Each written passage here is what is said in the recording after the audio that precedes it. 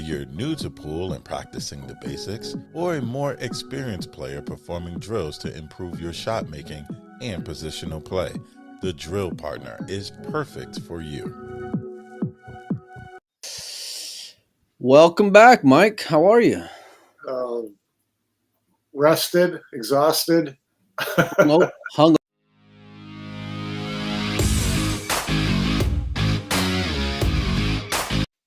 Easy. I don't know what happened there. You didn't like my intro or what? No, I didn't like. I wasn't a fan of the answer you gave me, buddy. So I decided to say I got this other computer over here, and it's not playing nice today. It's on vacation as probably well. going by facial recognition, and they didn't recognize you. Well, because you know what? I get like on tilt where I'm just like, you know what? Fuck it. I'm just gonna shave, and then this is like when my daughters see me, like they're the ones where they're freak out. They just give me the most like, oh, Dad, why are you doing that for? Because they're unfiltered, you know what I mean, and they just don't care that, and they like giving me a hard time as well. So you see those little videos online every now and then of like little kids who've seen their fathers without their beard for the first time and since they were born, and they just freak out. Looking around. Yeah. But that's what it is. And they're all like, Madeline's gonna be 6. My oldest is 14, 15 now. She just turned 15. So it's like, they've seen the ebbs and flows of me and my life by this point. But even so, and I tell you on that note though, I can't wait for school to start back up, Mike. I know someone, but it's not even July, man.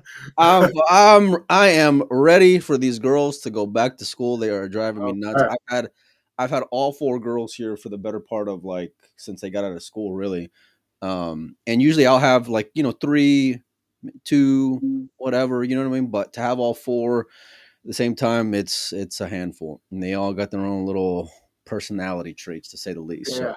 So, but how are you doing, man? I know you just came back from vacation. Yeah. Family trip. 22 Pinozos invading the west coast of Mexico. What was the alcohol bill like, Mike?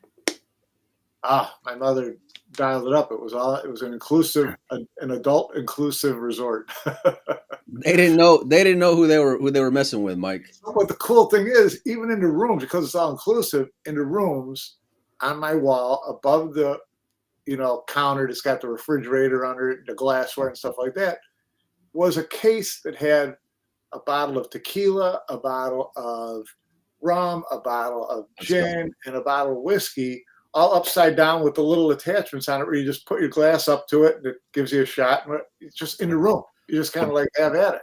Don't mind if I do, right? Yeah. It was like, man, on my way to the shower in the morning, it was like, okay. just top it off for me, dear. Yeah. No, it was a lot of fun. That's good, man. That's good. I'm like 2 weeks away, actually, like probably like a week and a half now from going on a trip myself with the girls. It's been like our yearly thing, and then we skipped last year because I had junior nationals and it conflicted with the dates, but they did not let me forget. And so I think the weekend of the 22nd will be, or that week of the 22nd, I'll be gone. So if I make it between now and then, it's this place called Marble Falls. It's like outside of Austin, kind of. Okay. And so it's a lot of like just outdoor stuff and water, and right on a lake as well, pools and the whole 9 yards. So nice. It'll be good. The outdoors will wear them out, and then I've been come back home and we'll cook some dinner and stuff. And it's a nice place we go stay at as well. So I'm looking forward to it. But in the meantime, Mike, before I get too carried away on vacation, there's been a lot of stuff while you've been gone in the pool world, Mike. And I was like, what the hell is going on? Where Mike decided to take a day off. Well, see, this is all planned. I mean, they know when I'm out of town, it's time to drop news.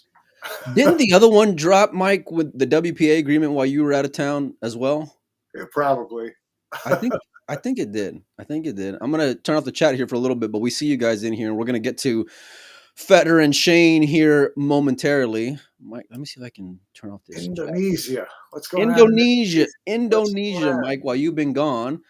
couple of world championships, Mike, and the dates are pretty interesting. We've got the WPA 10 ball men's double world championship, which I want to talk to you about here in a minute. Yeah, That's a new one. The WPA World 8 Ball Men's Championship and the WPA World 10 Ball Women's Championship out there in Indonesia. But if you look a little closer, Mike, number one, it's in Bali, which I hear is like heaven on earth. I don't know, 'cause I've never been, but I want to go. And number two isn't there something else going on the 7th through the 13th, Mike? Yeah. No, you got a lot of Isn't there a little? Yeah, what is Hanoi is 7th?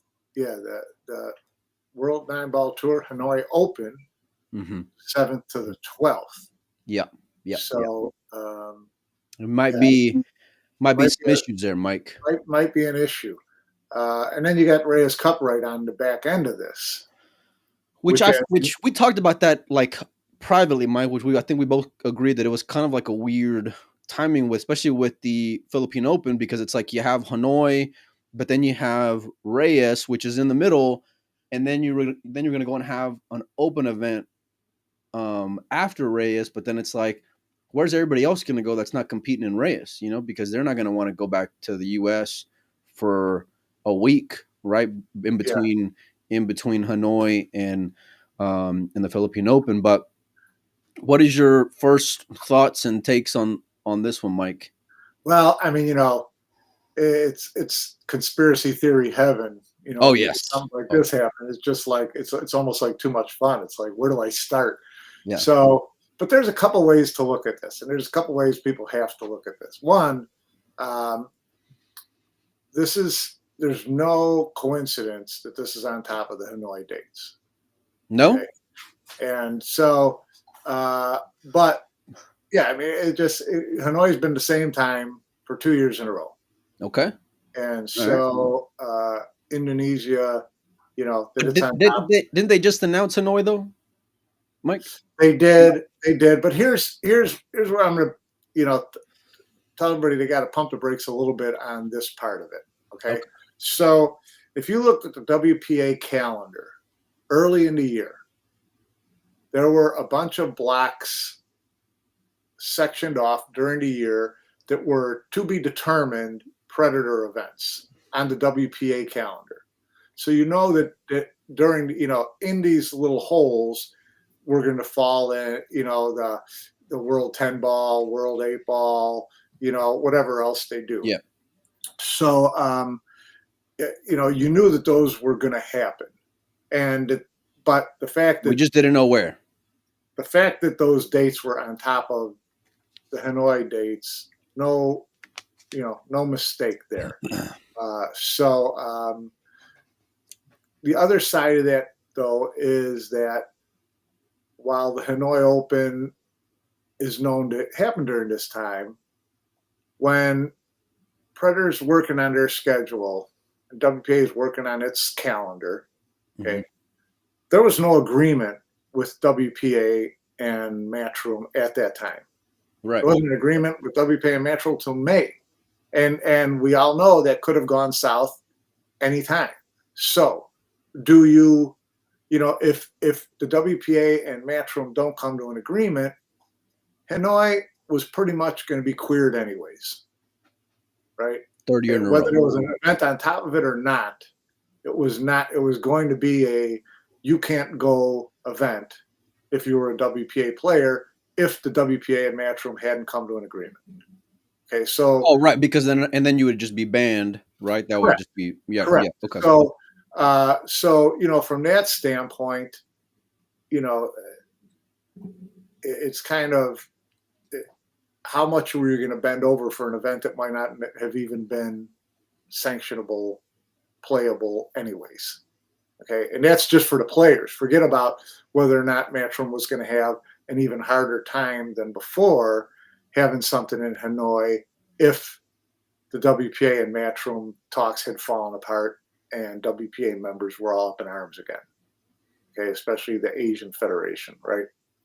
So, there were a lot of opportunities, or there was a high likelihood that if the WPA and Matchroom had not come to an agreement, that part of the year was going to be a mess anyways. Anyway.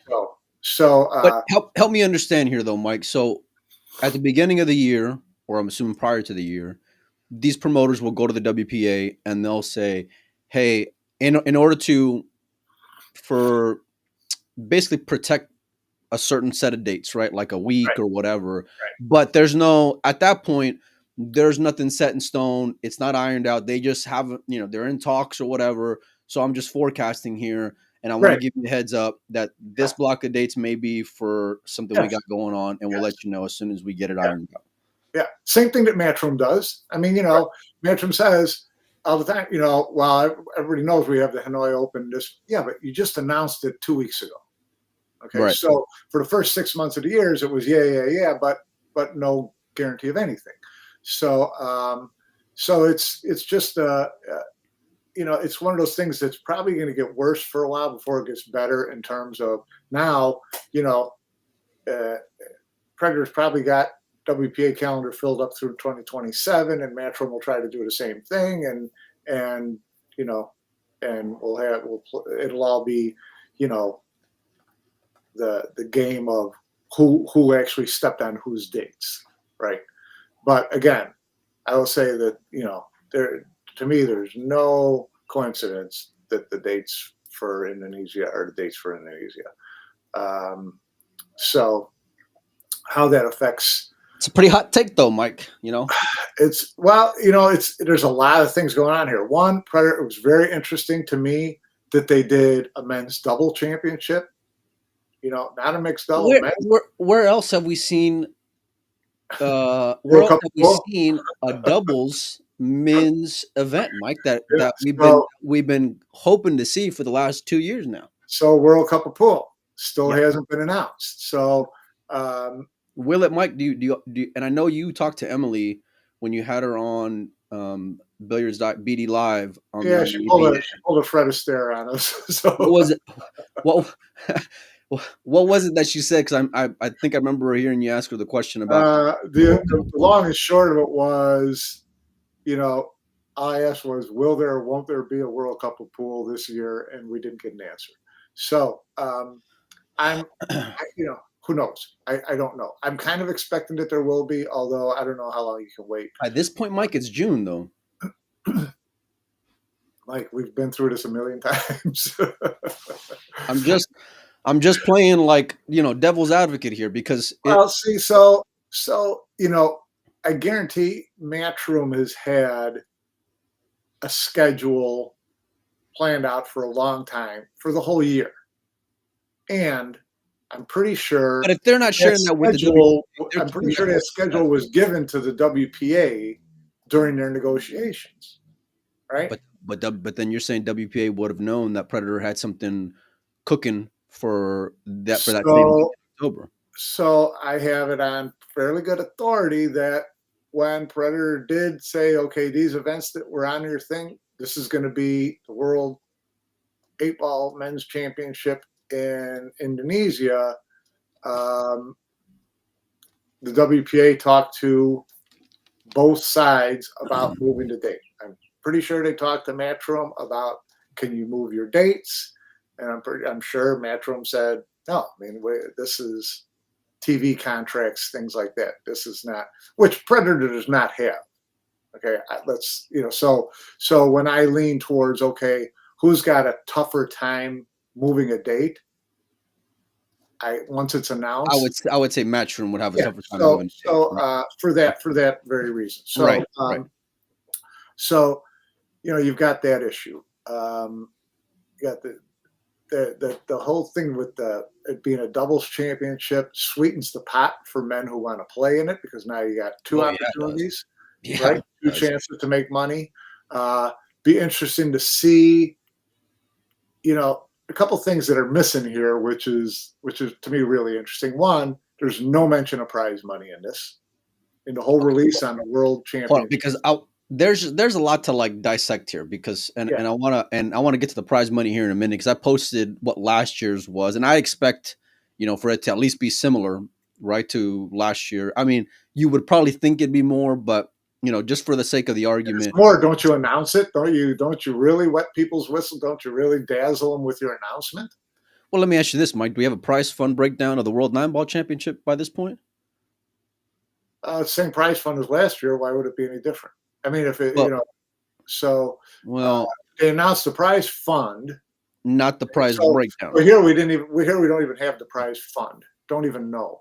And Predator, with all its previous events, has always been a total of $500,000 between these 3 events, or a total of whatever. They always found a way to do that. With this, nothing. Right. So, are you thinking it's going to be less then? No, I have no clue. I just think it's interesting that it was not part of the announcement package. 2, the world men's doubles. Is it going to be pick your partner, or is it going to be it's a WPA World Championship? So that would mean like by country then. By country, you would think so. Right. Yeah. WPA World Championship, although it doesn't have to be, I guess. I mean, it could be anybody. So I don't. That's not in there either. It'd be interesting to see what happens with that, because that could affect World Cup of Pool. There's not a lot of things contractually that pin players down who are WNT players. Okay, but events like the World Cup of Pool, Reyes Cup, things like that, I think would be one of them, where you're not playing in 2 of them. You want to talk about putting this event on steroids, Mike? That comment right there by Dennis Grabe, which I'd imagine he'd probably know, being the WPA ranked number 2, at least last time I checked. If it's not by country, if it's like wide open draft style doubles, sign me up. Let me see. let me see a Filler and SVB team go out there and just destroy everybody. Or Filler and Fedor go out there and just destroy everybody. Well, here's an interesting thing.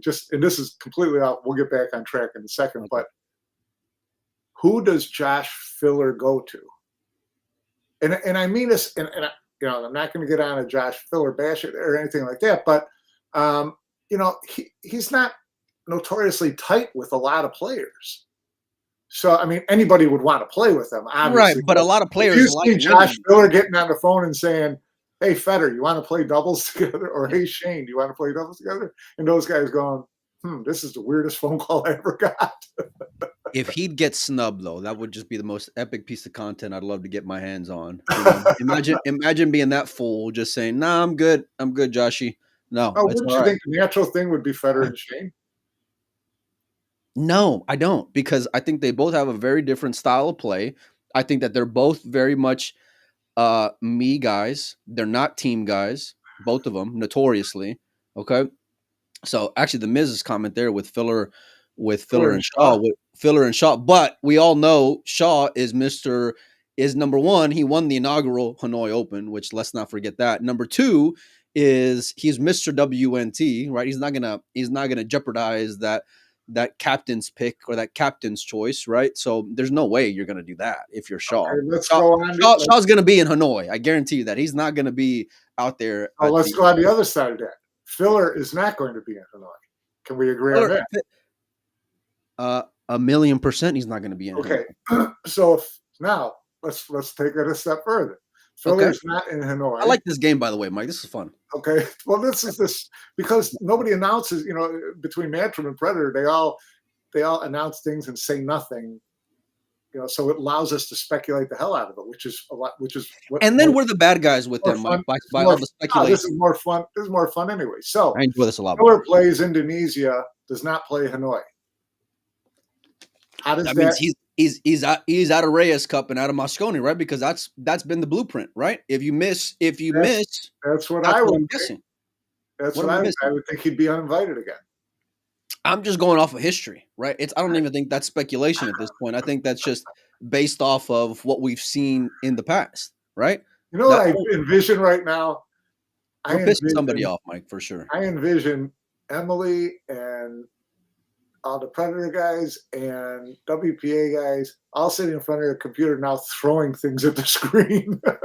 Oh, they've turned it off. They've long turned it off. But on that note, so I did reach out to Matchroom to get Emily on. She was busy. I don't know if we'll be able to get her on. We'll see what happens with that. Also, during this whole time, we've, I know I've reached out to Predator multiple times. I've reached out to Karim to get him on the show. I don't think we'll get Karim on the show. Get Vincent on the show. That's what I think we're going to get. I think we're going to get at the head of the Pro Beard Series on the show. He'll be honest. He'll let us know what's going on, I would think. Hopefully. So at least the road to discuss is open. So we'll see how it goes. Yeah. And I'm optimistic that we'll be able to get them on to get more clarification on it. But on that, listen, there's so many aspects of that event to go and digest and discuss and pick apart. Number one is if it is just open doubles, that might be the event of the year, Mike, because that's a whole. I love different dynamics within the sport. It would have the potential of being the event of the year. Yeah. But clearly, unless one of these events move, the field's going to be split. Okay, let me ask you this then: Where do you think, just not knowing the prize fund of those two events, and we're just mainly focusing on the men's side of it because the women would be there anyway because there's no conflicting event, right? But what do you think that split's going to be, or that percentage is going to be like, Mike? It's a $200,000 event. I think it would look a lot like the end of last year. Oh, you mean how Hanoi was like? I think you'd have the Josh and the Austrians and the Poles and the Dennis Graves, and they'll be in Indonesia, and the Jasons. And I mean, Shane wants to play in the World 8-Ball, but if him playing World 8-Ball would jeopardize Mosconi Cup, and let's say U.S. gets to play Asia in the Reyes Cup, that's 2 guaranteed paydays he'd be giving up on top of Hanoi to play in Indonesia. Shane likes his money, Mike. Shane ain't going to give up. Shane ain't going to give up 2 guaranteed paydays. Is he going to be happy about it? No, but it's just, it's so you got that issue. Same for anybody would be a potential for Team USA and or Team Asia and or Team Europe. So I really hope it's not USA versus Philippines. Look at the guy in the center. Look at the guy in the center of this picture, of this poster. Okay, hang on. Let me bring it back up because I've already forgotten who's in the center of this thing. Give me a second here. Let me see. Carlo. Yeah. And oh, by the way, the dude up top, Joshy. Well, no, but I'm thinking Carlo in terms of, Reyes Cup. Oh, we had that debate whether or not he should be on there last year, and I think I think that his Chua stepping up is like, I don't want to say it devalues Carlo in that spot, but like it doesn't do him any favors for sure as far as being like the mainstay of the Filipinos on that team, right? So, but listen, Mike, you're talking about last year a $250,000 prize fund in the World 8-Ball Championship alone. Not to mention the fact that dude in that middle of the poster that you mentioned in Carlo, there ain't going to be too many phone calls made before he gets picked up as well. If it is going to be an open doubles, right? Because he would be a top player you'd want to have on your team or to be partnered up with, So how would that work out? Then you got okay. Is he going to skip Hanoi? Ask for a hall pass on Hanoi, play in Indonesia in the doubles and the 8-Ball. And then turn around a week later and play in the Philippines Open? Well, the short answer is yes. But are you going to get a hall pass? Because we've seen that's what I'm saying. More than anything is how lenient is WNT going to be to these players if they decide to do that? I'm going to skip this one, play in these, and then come back for the next one. Not going to go over well, Mike. And I think I would just venture a guess, just based off of the prize fund alone, that more players are going to be in Indonesia versus Hanoi. And I loved Hanoi. Hanoi was my favorite event last year. It was so inexpensive. There was so much to do. The fans and the atmosphere was fantastic, despite all the bullshit and drama that was going on in terms of the players. And of course, I'd love to see those fans get rewarded with the who's who of professional pool talent showing up to their event, which they get on Matchroom side anyway once a year. But I think most of the big boys, just on the prize fund alone, it's going to be like, I don't know if your Matchroom, how you would spin it to get them to go to Hanoi. Because if, let's say, Shane, increase the prize fund. Well, okay, that's sure. Well, that's always going to be ringing some bells, no doubt. If Shane goes to Bali, which we all know he wants to win multiple world championships, he's been vocal about that and on the record about that, especially over the last few months, and especially when the WPA news came out. So you got that. Fedor, another guy who, by the way, Mike, he likes his money too. And, he's going to be a favorite to win both those events, and especially the doubles, you would think. He's going to be a massive favorite no matter who he's teamed up with to go deep or snap off one of those events. So, and he likes his money. And by the way, he hasn't played any of the Matchroom majors to this point of the year. I know we expect him to be at the World 9-Ball Championship, but he didn't play UK. He didn't play European, right? And I think that those guys especially go where the money is. And especially now that everything's safe, right? They're not, you told me it was all good. You told me that I don't have any problems now playing WPA events, right? So there's a lot of like little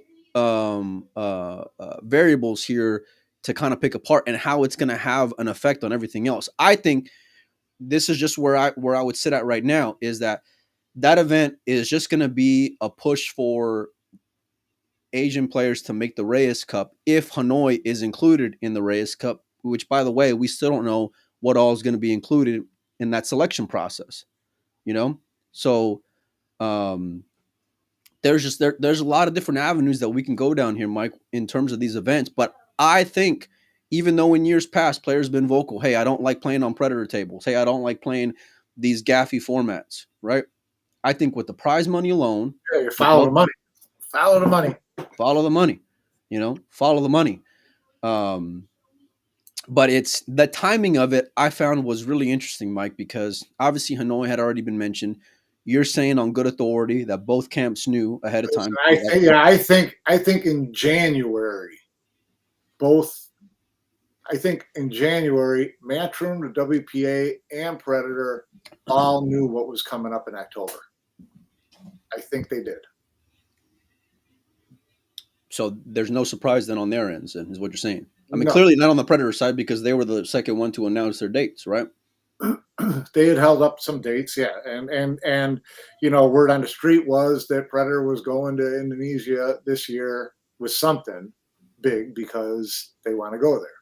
So it made sense. Man, when you're hitting me with the word on the street, word on the street from Penosa, that sounds like a whole show by itself, Mike. I'm bringing the heat today, bringing the Hall of Fame. I get coffee from every morning. He knows everything. He's the little birdie who talks a little bit, huh? Yeah. Let me ask you this: where do you think that this ends up for the players? Who's going to end up going where? I don't know. I think that everybody's got to start feeling out where they want to go. When push comes to shove, it's early in the game now. No one is getting shoved yet. So, there's still some time to figure out, I mean, I've not really talked to a lot of players about, okay, what's your initial thought? Where are you going? Mm-hmm. Something we probably should do. I mean, someone's got to do some work around here, Mike. Clearly it ain't going to be me. So. No, look, I think the argument of the dates being announced, or like the dates being the same from last year, it's got some weight to it. I don't think it's got a lot of weight to it because we've seen things shift in the past. We've seen events completely disappear in the past without any warning, right, or a heads up, right? We've seen them really drag their feet in terms of if this is going to happen, if that's going to happen, and if somebody else has a bullet to fire, go fire the bullet. Especially if you already knew, going back to 6+ months ago, that this was a high likelihood of occurring. Right. I think that more of the top guys are going to end up going to Indonesia during that time. That's just my first gut reaction to it, just because of like, it's supposed to be. You told us it was supposed to be free and clear, that there's a peace treaty in place, and we were good, right? So with that in mind, I know it's tough, um, but I want people like the chance of winning a world championship. They like a higher prize fund. You know that, at least based off of last year, that the prize breakdown is pretty top heavy. The first two places get a big bulk of that money, but like it's gonna have a nice, sexy number to it attached to it for winning that event, plus being a world 8-ball champion. Then on top of that, you have that inaugural event, which is the mixed doubles, which I think is going to be fantastic. And how much is that prize fund going to be? Men's doubles. How much is that prize fund going to be? You would imagine it'd have to be what, a couple $100,000, Mike? You would think. I mean, it has to be if it's being called a world championship, right? Don't they have there's thresholds? Oh, that's right. That's right. World championship, so it's got to be at a certain level. Now, yeah, you're right. It's top heavy. Also, World 8-ball championship. Is it 64? Is it 120? I think the World 10-ball, because everyone and their mama's out there in Vietnam right now trying to get qualified for the World 10-ball. So you'd imagine that it'd be top 64 the same way for the World 8-ball, no? You would think so. So that's not a huge field. So it does leave a lot of opportunity for, 196 whatever for all these extra players who wouldn't be in, who would be in a 256 field. They all have the Hanoi Open to themselves. So yeah, there's still some good opportunity. It's tough action if you're, no matter which promoter you are, because you want to find out who's going to commit as soon as possible, so that way you know who to open up to, or who to, if you got to run qualifiers or whatever it is you're going to have to do to fill up said field, And I think even on the WPA side of things, for that event out there in Indonesia, listen, they're not stupid. They know who the marquee names are. They want the Skies to be at that event. They want the SVBs to be at that event. They want the Fedors. They want Filler. They want everybody. They're waiting to find out this time instead of putting their faces on posters. That was awkward, right? Wasn't it? Like it was like one after another, just kind of disappeared. One update after the next. Look, I hope we get more clarification on this. I don't want to say like it's a good problem, because on one hand, while I think competition certainly is, I think it's we all thought that this was going to be better after the announcement that all was good, and so to put some shadow on that event, especially Hanoi, because Hanoi's been like the redheaded stepchild, has been like the piece everyone's kind of been fighting for, it seems like. And so for that event to a third year in a row get shit on is pretty unfortunate, Mike. Well, but you're not going to blame anybody for saying, listen, Vietnam and Indonesia are two exploding markets. We better stay away from them because Matchroom's already got an event there. That's not going to happen. They are exploding, Mike. We've been hearing that for years, right? That's the place you want to be at. Yeah. So not surprising, that someone else wants to go there as well. What you would hope the WPA could help, mediate for, say, 2026 is, you guys want to have a bunch of events in Vietnam and Indonesia? Great. Let's sit down at a table, put a calendar together, and put opportunities out there for 3 or 4 tournaments back to back to back to back if you guys want, and let's figure this out, instead of someone having to split the field, someone taking his lumps, someone whatever. That's not what this is all about. So but neither one are really known to be more events, and that's what we all want. And it creates more competition, and that's all good. But there are ways to do this that aren't, that don't involve finger pointing and who's trying to screw who over and whatever. Do you think that there's going to be repercussions for going and playing in Indonesia like there was last year for Josh skipping Hanoi? I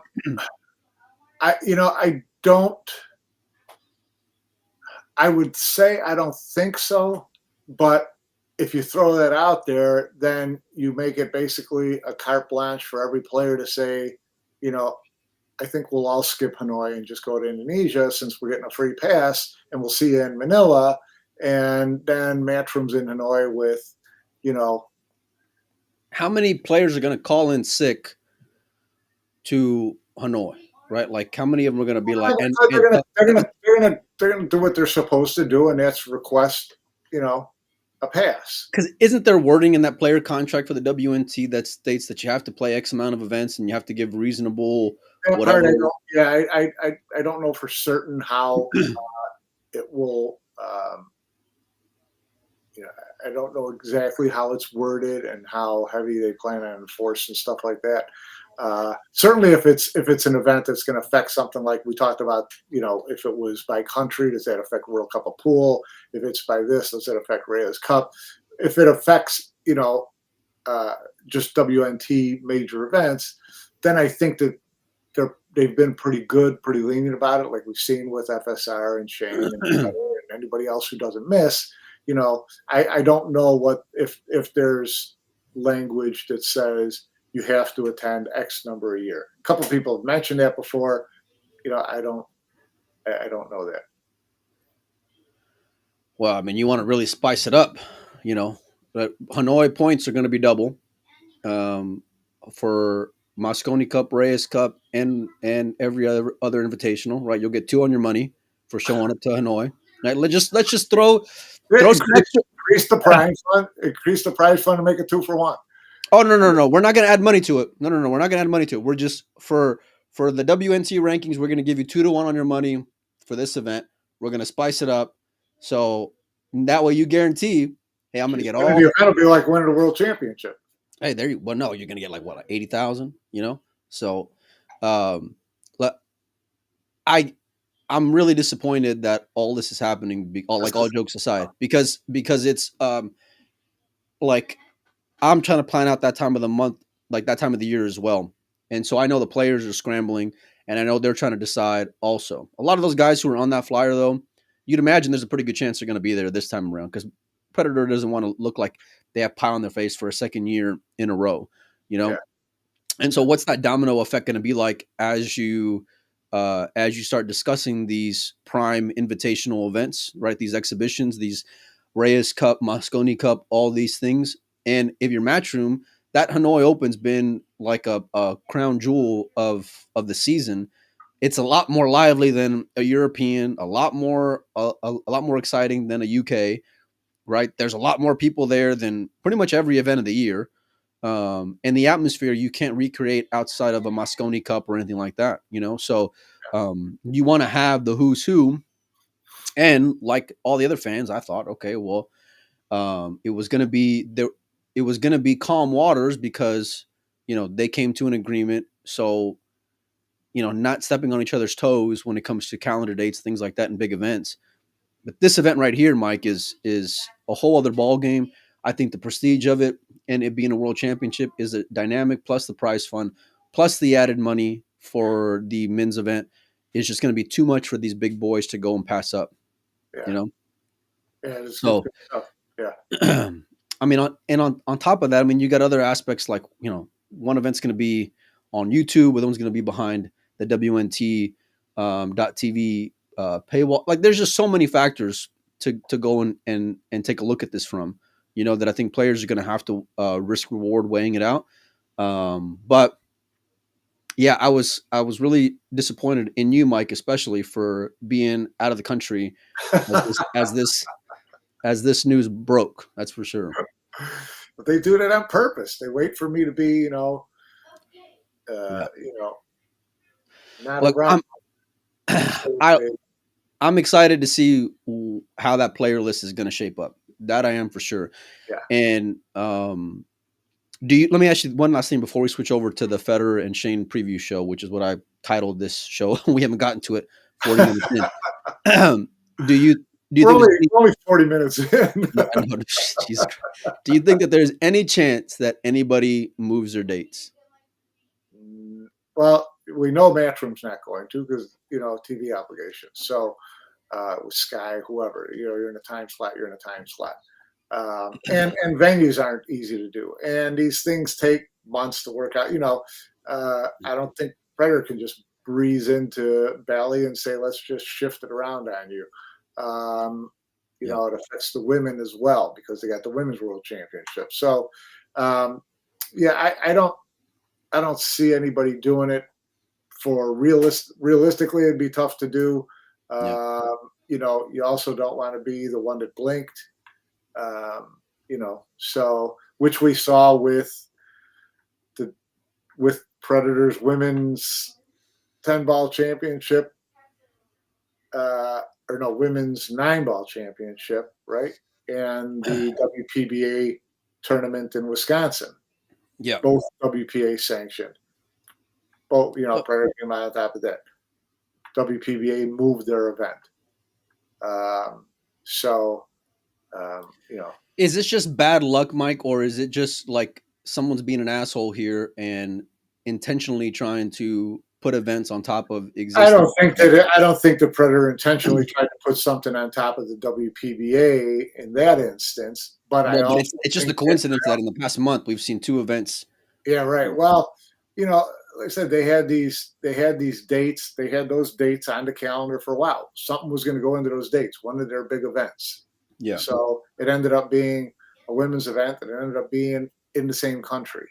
Now, you know, hopefully, because WPA had given the WPBA those dates and okayed them and sanctioned them and then allowed them to get stepped on, hopefully WPBA got, you know, something for moving its dates, some considerations from WPA for moving its dates. Although I'm surprised they moved them like a month earlier. I would have thought they would have moved them a week earlier, a week later, and allowed all the women who were coming in from Asia and Europe to play both events in one trip to the U.S. That would have been the smart play, but who knows? Maybe they couldn't get the same facility a week earlier or a week later or something. So, they ended up moving it, you know, like a month earlier, which for someone like Wei Wei or Rita Chow or someone like that, you know, it's an extra, you know, 33 grand. Around, come back a couple weeks later to the U.S. That's tough. That's a tough swing. All right, Mike, we'll shelve this for now, although there's still so much more that I want to get into it on this. I'm sure we'll have more to talk about because I'm guessing we're going to get a little bit of feedback on today's show. Hey, listen, I'm more than willing to have public discussions. You know that, Mike. And so the more, the merrier. All right, Mike, let's talk SVB versus Fedor, the rematch, race to 120, take 2, out there in Louisville once again. I want it because I know you're not a degenerate gambler, which I don't know how we became friends. Now that I think about it, you're not a degenerate gambler. You're more on the professional side of things, Mike, right? In terms of following tournament play and all this. So I want to get, what are your thoughts on this matchup? Just from the outside looking in, how much weight are you putting on it? You know, it's it got to be, you know, a high visibility event. It's created, it's manifested itself into like this must-see thing. It's become like, it's not Moscone Cup, but it's become like, you know, like Buffaloes. You know, the anticipation leading up to it, the build-up, the must-see TV, all that kind of stuff. So good for them for doing it because it's all about ringing the cash register. Not only the head-to-head money, but, you know, all the stuff that goes with it, because we know that Fedor is, you know, a marketing machine when it comes to Fedor's going to have t-shirts to say Shane. He's going to have his chalk for sale. He's going to have the paper towel from when he dried his hands, the towel that he used to clean the cue. That's going to be on eBay here pretty soon. He's had shirts printed. He's had shirts printed up that he's selling that say Shane versus Fedor day 1. They're gonna do like Shaw. I'm gonna rip off the cloth and then I'm gonna cut it into 800 little pieces, and I'm gonna have both players sign it and be available for sale at Fedor Gorse. They've built it up into an event, which is great, fun to see. I saw a picture, a photograph of them all having dinner, you know, and 27 people, and so you know that it's gonna be fun. And when they get into it, you know, they'll get down to it. You know, we saw what happened last year. It was you know, it would wear them out over 3 days. You we talked about this before. How ready will they be for it? It's hard to duplicate the first time of something like that. Remakes don't usually go so well, Mike. In intensity, in preparation, in animosity, whatever it is, it's hard to duplicate first time. It's so listen, this whole, while I can appreciate the business side of it, and I got a lot of respect for it for sure, that like, hey, we're teaming up to sell X, Y, and Z kind of waters down the intensity level for me, Mike, if I'm being completely frank. And I get both of them want to maximize and squeeze as much of that lemon as they can, but goddamn, it really like we're here, and then we're here. You know what I mean? Like we're gonna be out there fight. That part of it makes it like it just leaves a lot to for those conspiracy theorists to like just enjoy all the way laughing the entire time. But I get it though to some extent. Like I said, I got a lot of respect for them trying to capitalize on everything they got going on. Who do you think has an edge, if you can call it that? Michelle, we did miss a good dinner. I know I was there last year. That was a great place if it was the same one. Who do you think wins, Mike? Yeah, well, as far as who do I think is favorite, I have no idea what else is going to win. They're both, it's going to be great. It's going to be close to the end. I always take the guy who lost the first time because there's just more motivation. There's more motivation to be prepared. There's more motivation to play better. There's more motivation to do something a little bit differently. It's always a little bit harder to me for the guy who won the first time to come in with the same edge. Now, Shane can do it because it's not an edge like a title fight. It is, but this is also 3 days. It's an endurance thing, right? Okay. It's an endurance race. So from that respect, Shane, he's done this his whole life. He has. So he can weather any kind of storm, all that kind of stuff. But again, I just think sharpness, that type of thing. I always kind of favor the guy who lost the first time, and since it's the younger guy who's probably a little more at the top of his precision game at this point in his career, maybe I'd probably lean a little bit towards Fedor. Going against Fedor, I would say that precision game might wear on him mentally over the course of 8+ hours a day, every day for 3 days in a row. And I saw it firsthand as he got fatigued. And I know he's taken specific measures to combat that and to resolve that, because that was an issue, and it was a glaring one because it cost him the match, losing each and every day at the end of the day. At the end of the day, yeah. Yeah, at the end of the day. So, but Fedor's a really sharp kid, and he's very practical in terms of his thought process and his preparation and his attack, and him changing his sleeping habits around is very smart. You know that he wants that, and I think that with Shane already proved what he had to prove. I feel like last year. That's my gut reaction. Now he's an ultra competitor. He's just like Josh. He's just like Fedor. They hate to fucking lose. I mean, they like it's like it's in them, Mike, that they just can't stand it. And so, but how bright is that fire burning for Shane? I think it's a lot brighter compared to other players, because Shane's just a little different, bit different. You know what I mean? Like he's like he's got Jordan in him. You know what I'm saying? And so, and he's not done. He's not ready to hang it up. But those are all like intangibles that are hard to measure. Well, the tangible is Shane got a lot of money on the line, and people who have a lot of money on the line. They do, yeah. And he feels responsible for that, and that's for sure. all his years of doing it. I think Marcello's comment here is really interesting. Does Fedor work harder during a game than a Shane or a Filler? Because over 3 days, that can take a lot out of you, right? Yeah, it does. So that's a really interesting comment.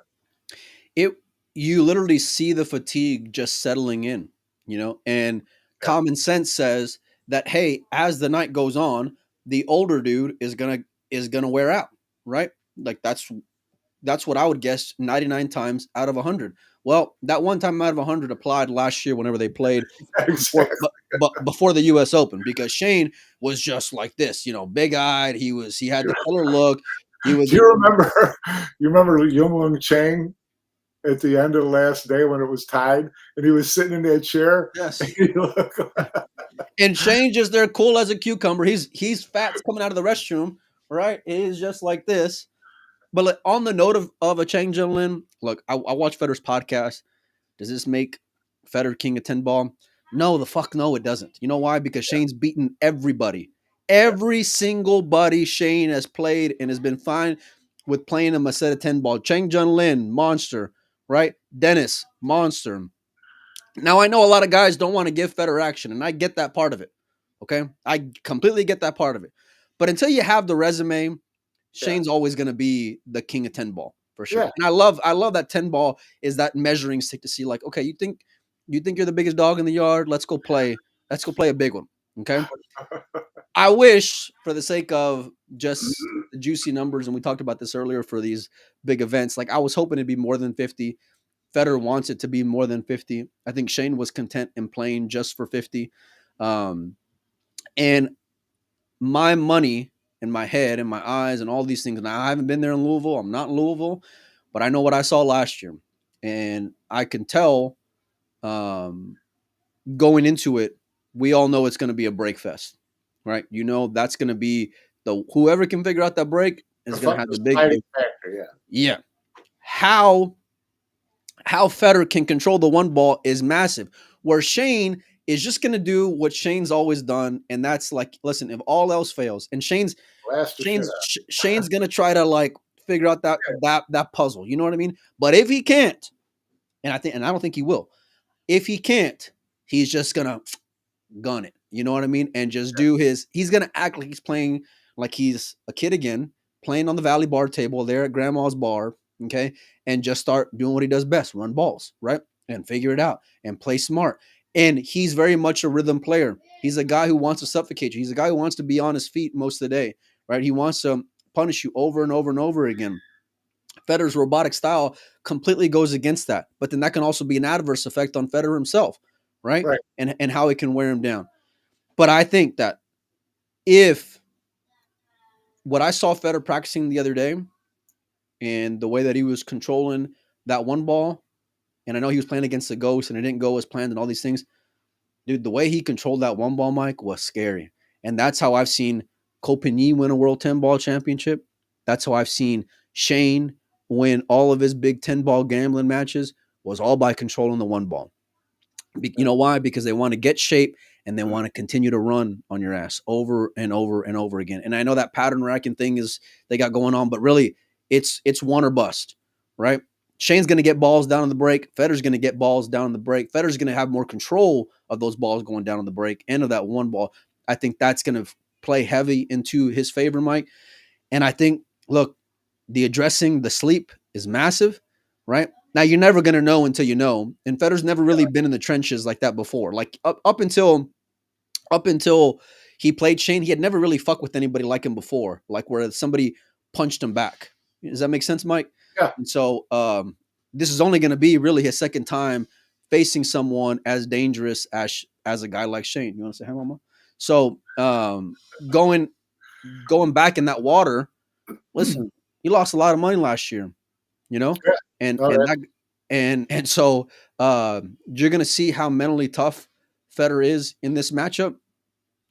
I personally think that Federer's a big favorite in this matchup. I think that those days and those blocks of time, I love you. Those blocks of time when Federer was up by 8, 9, 10, 11 games is only the beginning. Because I think Federer's got the game and the skill set to bust that wide open. And I know Shane won last year, Mike. It was the craziest thing I've ever seen in real life, man. Like in terms of a match, it was just wild. But I think Federer wins. I think Federer wins convincingly. I think there's so many factors that play into his favor. Michelle mentioned to start the show, and I highlighted the comment that it's raining out there in Louisville. So how much will the table go and shift? And as the people come in and out and that door swings open and all the moisture in the air, Those are all real factors, Mike. You know, but the if you can't control it, then that's when Shane turns into the favorite, because Shane to me is just a better rhythm player and a better guy who can just find his gear and will his way into his gear. You know, no one's going to control it for 3 days. No one's going to. There's going to be peaks and valleys. There's going to be ups and downs. For sure. We've seen it from match to match on people playing races to 10, where a guy broke like a monster. Same table, next match, can't make a ball. So it's going to be a roller coaster. Matt asks, we have a vague sense of the money between Swords versus Mars. I think I haven't heard anything. There's at least 50 aside. I know that. And I'm imagining there's plenty more on the rail. Fedor was very vocal in the fact that he was open to taking all bets on the rail. You know, so if you wanted to bet on him or bet on Shane, rather, you could just go and message Fedor, and I'm sure they can accommodate you if you'd be willing to post your money up. And Michelle says the dehumidifiers in the room. See, like in all those things, even having that in there. Dehumidifiers are so good. You got a nosebleed last night. That's so funny. Emptying buckets of water out there on an hourly basis. Squeezing it out, Mike. Squeezing it. So I think all those things to kind of control the elements in there is smart. But then I think about, man, who can adapt better as it goes up and down?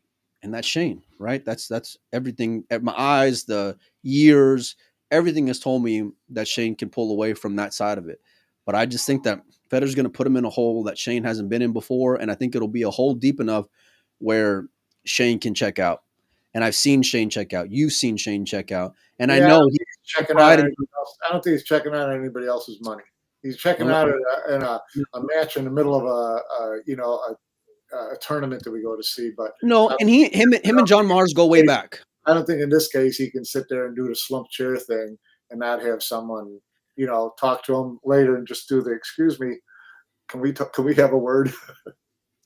No, I get that part of it. And Shane's never really been that guy in gambling matches anyway. He's always very much like a lone ranger, even out there, And so, and mad respect for going out there and playing in Fedor's backyard, by the way, because that's not easy to do. You're going into the lion's den, so to speak. But look, Mike, I was there last year, and Shane was that close to checking out. And I mean, it was that close, because Shane was the Shane that I've seen in Mosconi Cup. Shane was the Shane I've seen when he's down, 8-1 going to 10 in a major tournament. I've seen it, Mike. I've seen it. And I know that he's got all these intangibles that you can't measure and all these things, but it was close. And I think it happens this time. And I like, for the sake of wanting a loving competitive pool, I hope it's not. I hope it's super close. I hope it's back and forth. Yeah. I hope there are huge swings in this matchup. I heard from a little birdie that said that even just in practice alone, Fedor put down like an 8-pack or something. That's just in practice, So it's gonna be high. Practice field. Right. Remember what Allen Iverson said about practice. Yeah. I'm talking about practice.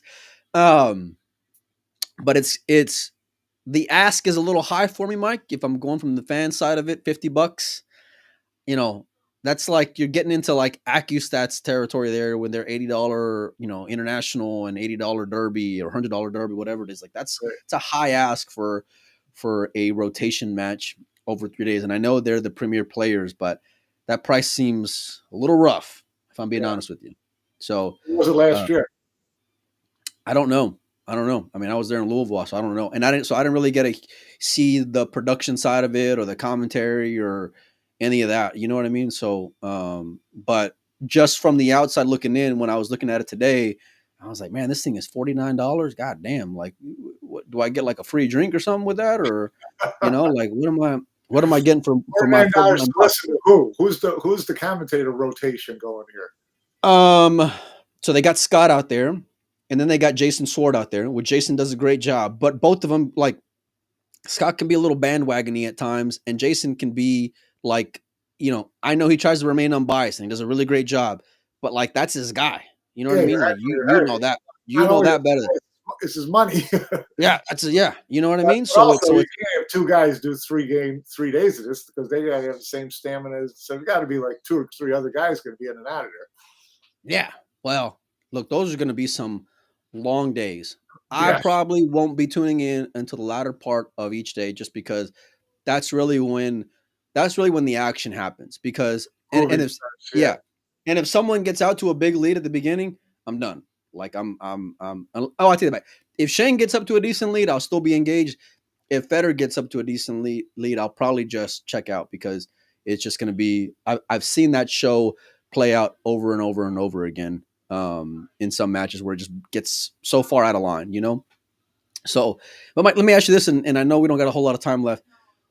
When did the 120 become that measuring stick? Because wasn't for years the race to 100 was always the one? Like, we'll race into 100 to see. When did the race? It makes it an easy thing to break into days, 3 days. You know, you 40, 40, 40? Yeah. No, okay. All right. The miss says that I hear $49 you did. did. You could do a race to 102 days. 50-50. I might bet on Shane then after hearing some of those war stories. You know what I mean? The end of that. Yeah. What are you going to get the idea of who the better, like, is this going to solidify who's the better player between these two? No. Is it going to put it? No. Well, someone's going to be able to flex the 10-ball long race muscle. And no one's going to argue with either one of them. Anyways, they're both right at the top. So, but is it the term? Is this going to define who's the better player? No, I don't think so. I think so. If Shane wins, if Shane wins, 3 days to decide. If Shane wins, he's a better pool player than Fedor. Yeah, 100%. I think so. I think he's and look, Fedor's at the beginning of his career, even though I know he's so accomplished, but he's very much in the infancy of it in terms of what he can go and accomplish, and I get that. But I think that leave the old man alone kind of vibe, if Shane wins this time around, you know what I mean? Like, or change the game. Right? Shane wins this time, Fedor's still going to come after him like the next day. Yeah, and I love that tenacity. And listen, if it were to lose like in similar fashion, I would still bet on Fedor in round 3. I'd probably lay games taking Fedor in round 3, just like I would lay games in Fedor in round 2. The eye test is what I'm going off of here, Mike, compared to last year, and just that little bit of a sample size. I saw Fedor breaking the balls. Now again, Shane's been there since Monday. He's been practicing and signing memorabilia since Monday. But if and this, like for this, like Fedor's his business manager at this event. Yeah, he's pimping him out. Hey, can you come a couple days early? Can you come a couple days early so that we can get this out of the way? But unless the game gets changed, like, look, if it were to, in terms of 10-ball, and 10-ball's always been that measuring stick, like, as far as who's the better gambler or whatever, better player, I would say it's a case closed type of deal, if Shane were to win. But then I would still be very interested in seeing them play some one pocket, because I think that'll be a great game as well. 9-ball is a little bit tougher for gambling purposes. Yeah, right. But either way, the action starts tonight, 6:30, I think, Eastern time. Fedor versus SVB, round 2. Mike, give me your score prediction. Day 1. Okay, sure. Day 1, and then we'll go with the overall. Day 1, Fedor 40-32. Damn, I was going to say that exact number, Mike. I swear I was. Brutal. Well, we're out. We can't even end any higher than that. Okay, give me the overall then, Mike. 40-82 says it's going to be a bloodbath then by the end of day 3. 120-117, pick 'em. Oh, don't give me that shit, Mike. Give me a winner. Give me a winner. Shane. Really? You said you picked the guy who loses whenever we first started talking about this. I said I think the guy who loses has all those advantages. I would probably pick the guy who loses. Yeah, I would probably pick the guy 9 out of 10 times. Wow. But Shane. That's the hard part, man. That's the hard part with that motherfucker right there, because he's so, you can't keep him in a cage. That's the thing. And at a certain point, Fedor's going to look over and he's going to see that guy. Yes, yes. Just like you saw him last year, and he did see him last year, Mike, over and over and over again Face to face, from. and he saw him out of the rearview mirror. I'm gonna tell you, I would go. This is what I would do. So when I was in Louisville, Michelle had us in a real nice hotel close by. But like I'd show up, do a little bit of pregame stuff, and then I'd go to the hotel and I'd hang out for like 2-3 hours, get a workout in, right, and then go back for the home stretch, right. And I don't know how those dudes would do it day in, day out, Mike, because it was grueling, man. To be on your feet, to be that What's going to mentally. be tougher to play that or to be a sweater and sit there on the rail for the entire time? Oh, I mean, You it's got to not get even that close for sweater me. there for 3 days. It's not even close. Sitting your ass down there and just doing this, Yeah. like is rough. My like just thinking about it got my back tightened up on me, Mike. You know what I mean? I got to go stretch out now after this. Um, like I mentioned before, and I mentioned a few times doing these shows, I don't think it'll be close this time around. My gut, my eyes, my everything just tells me I think Fedor runs away with it. I'm hoping that Shane wins. My heart wants Shane to win. I really, really do, just so he can say, you know what, I'm like, end this whole discussion as far as who's the best player of 10 ball. You know what I mean? And then that gambling attitude, like he's it. He's the man. It settles all the debates for me. But I think that kid's gonna control the break a lot better. I think he's done the preparation. It seems like anyway to handle the issues that he had last year, and I think it's going to be 120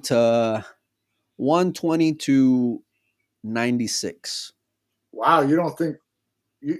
Okay. I think it's going to be a bloodbath, Mike. I really do. I really do think it's going to be a. Back in 100.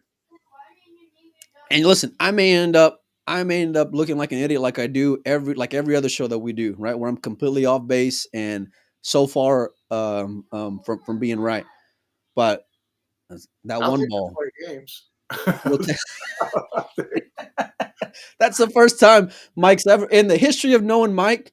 That's the first time Mike's ever barked at me for ever in the history of the show. That is the only time that Mike has ever asked. You know what? We can bet a little friendly something. I'll tell you what I'll do. 'Cause I'm a nice guy. I will bet, and this is how confident I am in that pick. I'll do a dinner bet, and I'll give you 15 games. Okay. I'll give you 15 games and Okay. I'll take Fedor for a dinner bet. Fair? Okay. Okay. Yeah? Okay. All right. You guys can check out the action at xpool.live. Miami just talked me out of 5 games, just like that. Did I? Oh, well, you know what? See, I don't like doing that wasting time negotiating. I like going straight for the jugular whenever I'm negotiating, right? I'm not gonna be dancing around. I'm gonna go straight for it, and that's what I'm gonna do. So xpool.live, $49 is the ticket price for you guys at home. Listen, I know it's expensive ask. It's still a hell of a lot cheaper than flying out to Louisville and being in the building. That's for sure. If you are in the area though, I suggest you do go by Rail Yard because it's a great place, great food, great staff, great atmosphere, great people that are going to be there as well. And there is a cool like joking around from sitting down there. Listen, they got tables as far as the eye can see. You can go find yourself some cheap action, friendly action, some not so friendly action if your heart desires as well. Action kicks off at 6:30. We're going to be doing some. I'll probably be doing some pre and post, at least the pregame before every day. So we'll probably do a little show tomorrow, and just continue to dissect the action. So, Mike, you got anything else before we get out of here? Well, pro tip, if you're in Louisville and you want to get away for, part of the evening, go get a steak at Jack Fry's. There you go. Get your old fashioned at the Marriott lobby bar. There are two. That's what I'm adding to the equation. This is my contribution to the. Listen, a good dinner at my age, that's better than gold right there for me, Mike. So listen, there's few people who I trust with their dinner and drink recommendations more than this guy to my left. Okay. He's the man, and he's been all over the place. And by the way, if you are in the area and those places are closed and you want a good recommendation, hit up that young lady right there, Michelle. Yeah. She'll be in the building. She'll be sweating. She's a great, real friendly person and knows the ins and outs of Louisville. So, xpool.live, race to 120, SVB versus Fedor. Go get your passes, and we'll see you guys tomorrow.